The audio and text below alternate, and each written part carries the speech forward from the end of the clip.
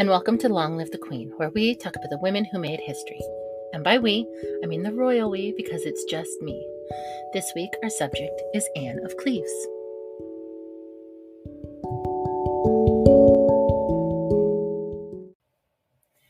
Anne of Cleves was born in 1515, on either the 22nd of September or more probably on the 28th of June.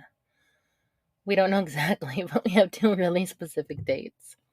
She was born in Dusseldorf, the second daughter of John III, Duke of Cleves, and his wife Maria, Duchess of Jülich-Kleeberg. Anne's mother was a die-hard Catholic. Anne's father was influenced by Erasmus and followed a moderate path within the Reformation. He was open to Protestantism, but not a fanatic. Europe at this time was going through a lot of changes. The Middle Ages were mostly gone, and the Renaissance was in full force. Part of the Renaissance was people thinking about human rights and what that looked like within religion. Cleves was a duchy, and Anne's father was a duke. Cleves was part of the greater Holy Roman Empire, run mostly on its own as a little kingdom.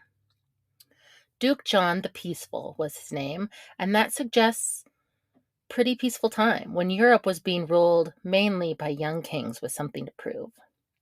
By the time Anne was about 5 years old, the King of England was 29-year-old King Henry VIII. The King of France was 26-year-old King Francois I, and the Holy Roman Emperor was the 20-year-old, also King of Spain, Charles V. And they were all vying for the chance to be top king. Europe was a young man's game, and Duke John was just trying to keep things as peaceful as possible in his little duchy. Anne seems to have grown up in a happy household. She had an older sister and a younger brother and sister. She was the second child and middle daughter.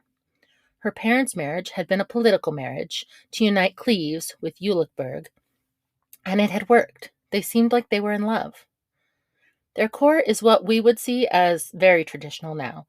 The women were covered up, the men and women didn't socially interact, and music and dancing was frowned upon. But it was, for the day, quite liberal with its thoughts. They were Catholic, but Anne's father really got pretty into Erasmus, so he was a humanist. He didn't like war, even for religion. Because of that, he thought that the Catholic Church needed reforms. Crusades weren't a good look. Duke John's oldest daughter, Sibylla, she was said to be very beautiful. She was married at 14 to the 23-year-old future ruler of Saxony, John Frederick. 2.5 years later, they had their first baby, John Frederick II. And when they added another son, they named him John William, and then another son, John Ernest. And then they ran out of names, I guess, because their fourth son has the same name as their first son, John Frederick III. So they are a family of 6, and 5 of them are named John, because that's not confusing at all. It gets worse. Sibylla's husband, John Frederick, his father was John Frederick, and his brother was John Ernest. His grandfather was Ernest, and his great-grandfather was Frederick. So it was a family thing, I guess. Her father, grandfather, and great-grandfather, also all Johns. None of this John stuff is needed information, really, but clearly they weren't thinking about how hard it would be for us all to follow it later. So back to Duke John, Anne's father, if the Johns are confusing you. He married his oldest daughter off to a Protestant. This probably doesn't seem like a big deal, but this was a time when Catholics and Protestants were killing each other. It was a big deal. His new son-in-law had been educated by the same man that had advised Martin Luther. He became pen pals with Martin Luther. For my Protestants out there, especially the Lutherans, that's kind of a big deal. For everyone else, he was really, really Protestant. He was in the room where it happened, so the Catholics weren't happy about it all. John was peaceful, but he was picking a side, and it wasn't the side of the Pope. It is the Protestant Reformation. In one corner, we have the papacy, France, most of the Holy Roman Empire, and all European Catholic monarchs. In the other corner, we have Cleves, England, Martin Luther, and all of the European, non-Catholic but still Christian monarchs. Because remember, they were all the same religion. They were just splitting over whether or not the Pope was necessary. He decided to side with the Schmuckeldick League, because a snappy nickname always helps, and opposed Emperor Charles V. In 1527, at the age of 11, Anne was betrothed to the 9-year-old son and heir of the Duke of Lorraine. But they were young, and the betrothal was considered unofficial and was canceled. Best case scenario for a child marriage, in my opinion, canceled. Her brother William was a Lutheran, but her family was unaligned religiously, with her mother, the Duchess Maria, being described as a strict Catholic. Anne's father and the Duke of Lorraine were fighting Charles V, the Holy Roman Emperor, for Gelderland. There was some dispute over who was in control there. If the Duke of Cleves married his daughter to the Duke of Lorraine's son, the couple together probably had a stronger claim than Charles. Charles V took this betrothal as a threat, because it probably was. This hypothetical marriage never materialized. Because of Anne's father's ongoing dispute over Gelderland with Charles V, the family became suitable allies for England's King Henry VIII in the wake of the Truce of Nice. All that means is that Anne's father was mad at Rome, England was mad at France, Rome and France teamed up, so Cleves and England did likewise. It was the Catholics versus the not-so-Catholics. After John's death, Anne's brother, William, became Duke of Jülich-Clevesburg, bearing the promising epithet, the Rich. Yes, he was William the Rich, Duke of Jülich-Clevesburg. So good for him. The fact that he was rich was his most notable quality. I'm not sure if that makes him very boring or very wealthy. Anne's sister Sibylla's husband, John Frederick, was by now Elector of Saxony, head of the Protestant Confederation of Germany, and considered the champion of the Reformation. They were really going for this Protestant Reformation thing. A match had been suggested to King Henry VIII with Christina of Denmark. Hans Holbein the Younger was commissioned to paint her portrait for the king, and it was completed in 1538. Henry wanted to see her profile pic before committing. This was online dating before the internet. The painting shows the then 16-year-old Christina of Denmark, widowed Duchess of Milan, since she had been 13. Her striking manner and strength of character are apparent in her portrait. Although Henry was taken by the representation, the marriage proposal did not go ahead, not least because Christina was aware of Henry's earlier mistreatment of his wives. She is reported as saying, "If I had 2 heads, I would happily put one at the disposal of the King of England." She swiped left, and Europe moved on. Henry's reputation wasn't great in the marriage market at this point. He was seen as a risk for obvious reasons. His first wife was abandoned and forcibly separated from her only child. His second wife had been accused of adultery and incest, and then beheaded. His third wife had been attended by the finest medical staff in England, and still died having her first baby, probably from medical neglect. Any new wife would be expected to have babies, and none of those options appealed to Christina of Denmark. It was a hard pass. The match with Anne of Cleves was then urged on the king by his chief minister, Thomas Cromwell. The king was arguably in a pretty deep depression still after the loss of his third and arguably favorite wife just over a year before. He had gained a lot of weight and developed diabetes since the death of his wife Jane, and he suffered a jousting wound that never healed and would be an open wound on his leg until the day he died. The artist, Hans Holbein the Younger, was again dispatched to paint portraits of Anne and her younger sister Amalia, each of whom Henry was considering to be his fourth wife. Henry required that the artist be as accurate as possible, not to flatter the sisters. These portraits still exist. You can see them. The portraits are now located in the Louvre in Paris and the Victoria and Albert Museum in London. If what you have heard is that Anne was ugly, she wasn't. Full smear campaign, but we'll get into that. Negotiations to arrange the marriage were in full swing by March, and A marriage treaty was signed on the 4th of October of that year. The king agreed to a dowry of 100,000 florins from the bride's brother, who was now the new Duke of Cleves. Henry valued education and cultural sophistication in women, but Anne lacked these traits. She had received no formal education, but was skilled in needlework and liked playing card games. She could read and write, but only in German. Anne hadn't been raised to be a queen. She had been raised to be the wife of a duke or a count. Nevertheless, Anne was considered gentle, virtuous, and docile, which is why she was recommended as a suitable candidate for Henry. He didn't want a mouthy wife. Remember Anne Boleyn?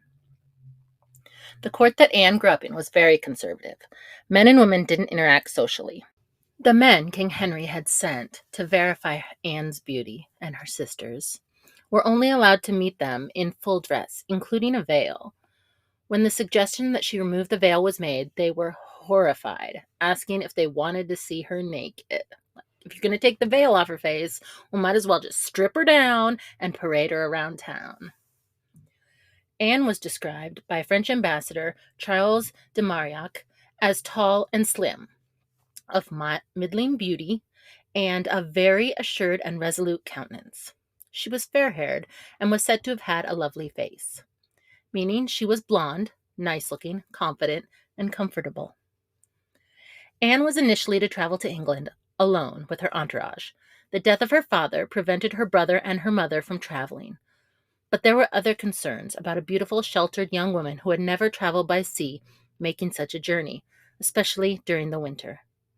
She traveled from Dusseldorf to Cleves and then to Antwerp, where she was received by 50 English merchants.